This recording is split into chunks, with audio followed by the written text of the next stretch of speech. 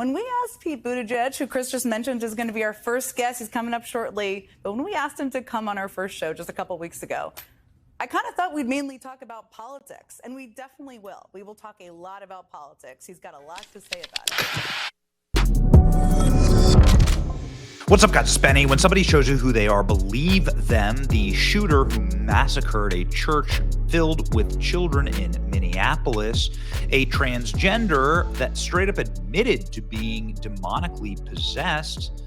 Look at this. From the manifesto and writings of the actual shooter, you can see the pigtails and the firearm and a mirror and a demon looking back at the shooter. This is in Russian, but the translation of the Russian writing is, "When will this end? Help me. I don't want to. Help. Kill yourself. Kill." Well, I mean, it's like literally a textbook demonic possession experience, and something that the shooter is explaining in his own hand, along with this revelation. "I'm tired of being trans. I wish I was never brainwashed." What? Let's read the article. Minneapolis school shooter Robin Westman confessed that he was tired of being trans. "I wish I'd never brainwashed myself." Whoa. Transgender mass shooter Robin Westman confessed that he was tired of being trans and wish he'd never brainwashed himself in a manifesto posted online after he slaughtered 2 children and wounded dozens more at a Minneapolis church. The twisted handwritten journal shared on YouTube before the massacre, much was encrypted and homespun code of Russian, Cyrillic, scriptic, and English words. Westman groaned about his long hair and his decision to transition. "I only keep the long hair because it's pretty much my last shred of being trans. I am tired of being trans. I wish I'd never brainwashed myself," he wrote. There's the photo, the pigtails, and so on. "I can't cut my hair now because it would be embarrassing defeat. And it might be concerning change of character that could get me reported. It always gets in the way. I probably will chop it off the day of the attack." Goodness. Westman 23 wrote that he regretted being trans and wished that he were just wished that he were a girl. "I regret being trans. I wish I was a girl. Okay, I cannot achieve that body technology we have today." Unhinged shooter also expressed feelings of self-loathing, along with having a magazine here that says "Kill Donald Trump" on it, and other psychotic, anti-Christian, woke ramblings, and a transgender sticker on his notepad. Okay. So the other, I think, important thing here is that, well, you're not allowed to say who the actual shooter was if you are a member of the left wing, something that Karoline Leavitt took direct action on at the White House when speaking about Jen Psaki and this post.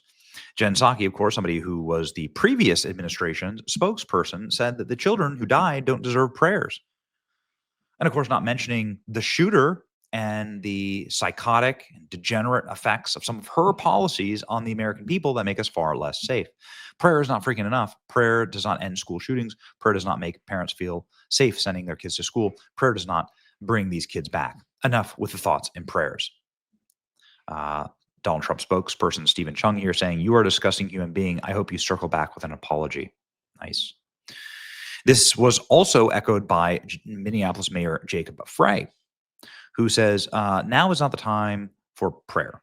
Now is not the time for thoughts and prayers. And don't just say this is about thoughts and prayers right now. These kids were literally praying.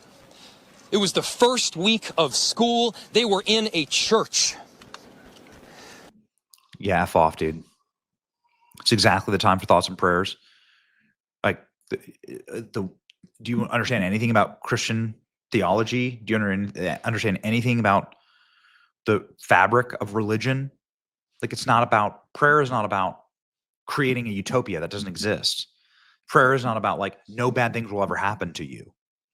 We live in a sunken world, and sunken because of people like you who don't actually defend the children. You know, there was multi-billion-dollar surplus in Minneapolis, and private schools begged for more security, and instead they gave it to transgender activism, in fact. So if anything, the leaders of Minneapolis chose to fund the same type of maniacal evil that led to the killing of these children instead of protecting them. So it's actually your fault, dude. Dumb bastard. Makes me so angry. It's the same guy that like kneeled at George Floyd's coffin and wept. It's like Jacob Frey here kneeling at the golden coffin of George Floyd and weeping. Please. I'm shocked. It's shocking to me that so many left-wing politicians attack the idea of prayer in response to a tragedy. Literally, nobody thinks prayer is a substitute for action. We pray because our hearts are broken and we believe that God is listening. Like, prayer is not like some type of absolution that says like no bad thing will ever happen to you. You have to act. I wish there was an armed guard there. I wish that the Democrats in the state of Minnesota had put armed guards at these schools who could act upon the force of evil that was entering the school. It's not like prayer gets rid of all evil, and it's not like you just sit there like a monk and just pray and never do anything. It's a mix of, but like a successful life is a mix of action and of faith. We pray because our hearts are broken. We pray because we know God listens. We pray because we know God works in mysterious ways and can inspire us to further action. Why do you feel the need to attack other people for praying when kids were just killed praying? Boom. Just destroyed Jen Psaki. Of all the weird things in the left-wing culture wars the last few years, this is by far the most bizarre. How dare you pray for innocent people in the midst of a tragedy? What are you guys even talking about? Good for you. J.D. Vance just going in. J.D. Vance just absolutely ripping the guts out of Jen Psaki. Disgusting mayor of Minneapolis mocks prayer as impotent, demanding political action instead. But he's already the mayor. His political party controls the entire state. What's been proven impotent is precisely the godless political actions that he demands. That's exactly right. J.D. Vance nuking Jen Psaki, and then Karoline Leavitt getting the chance to do so from the White House press dais. I have two questions for you. Sure. Democrats, including former White House Press Secretary Jen Psaki and Minneapolis Mayor Jacob Frey, attacked prayer and pushed gun control in the aftermath of yesterday's shooting. What's the White House's response to their comments?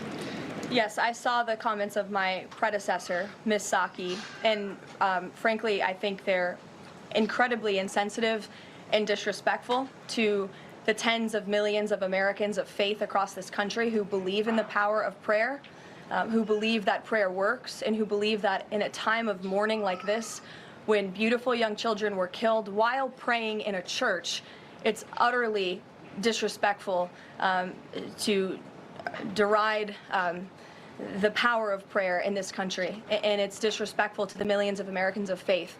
And I would encourage Ms. Psaki to pray for these families themselves who need it right now more than ever. My second question for you is that there have been media outlets who have glazed. Ladies and gentlemen, this is how you answer questions like that. It is perfectly summed up here in Jack Posovic's commentary. Prayer causes pain to demons. This is why demons order their human familiars to urge people to stop praying. It harms their masters, especially when many pray all at once and attend a church. That's exactly right. Presidential hopeful Gavin Newsom didn't read the room, saying these children were literally praying as they got shot at. Again, I don't understand. It is ghoulish behavior to try and attack children for praying, to try and attract them. But, you know, we've seen this before. There's this dude who shouted, "Jesus is Lord," at a Kamala Harris rally. And this was her response. Remember this from the campaign? Oh, you guys are at the wrong rally.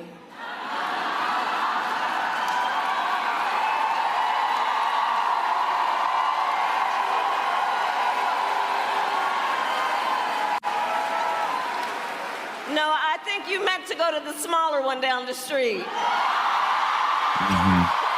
How'd that work out for you? Really? How'd it work out for you? Listen to the way that J.D. Vance responds to the exact same thing. Someone yelling, "Jesus is Lord." Rhetoric and anti-Christian approach to public policy. I don't think we've, that's right, Jesus is king. And I don't think that we've seen...